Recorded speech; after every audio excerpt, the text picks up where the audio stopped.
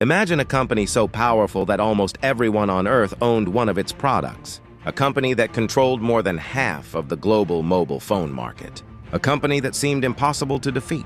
Yet within a few years, it lost everything. This is the story of Nokia, and how one of the most successful companies in history lost the smartphone war. Before iPhones, before Android, there was Nokia. In the late 1990s and early 2000s, Nokia was everywhere. If you owned a mobile phone, there was a good chance it was a Nokia. Their phones were famous for one thing. They simply refused to die. People dropped them from buildings, dropped them in water, used them for years, and somehow they kept working. Customers loved them. At its peak, Nokia controlled more than 50% of the global mobile phone market. The company was generating billions of dollars every year. Executives believed their dominance would continue forever. But while Nokia was celebrating success, a revolution was quietly approaching.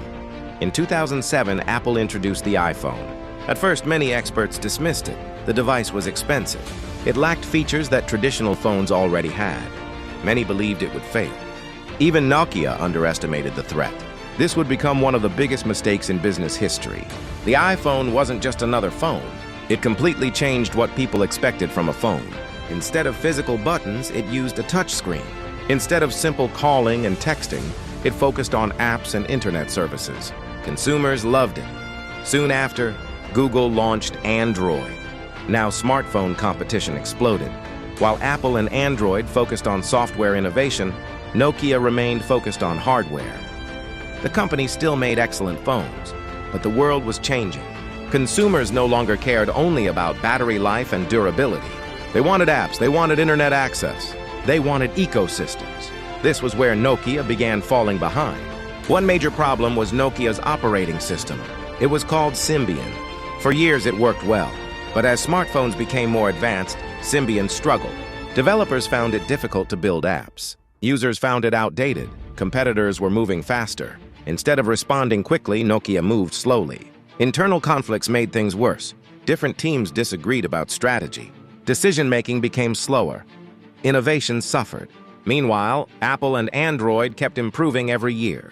By the time Nokia realized the seriousness of the problem, competitors had already gained momentum.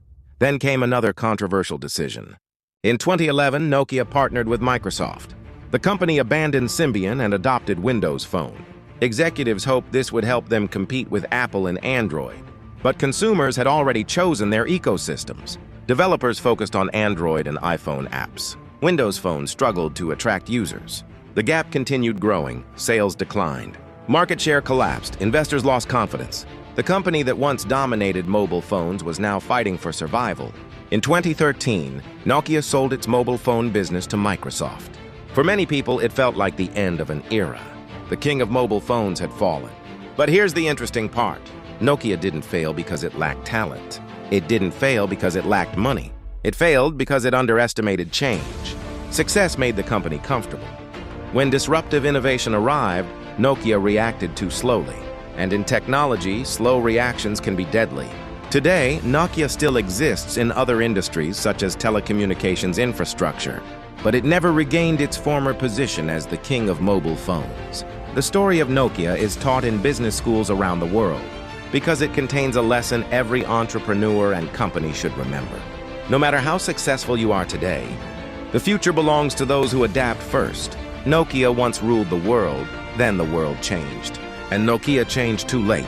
If you enjoyed this business mystery, subscribe for more stories about billion-dollar mistakes, corporate scandals, and the rise and fall of the world's biggest companies.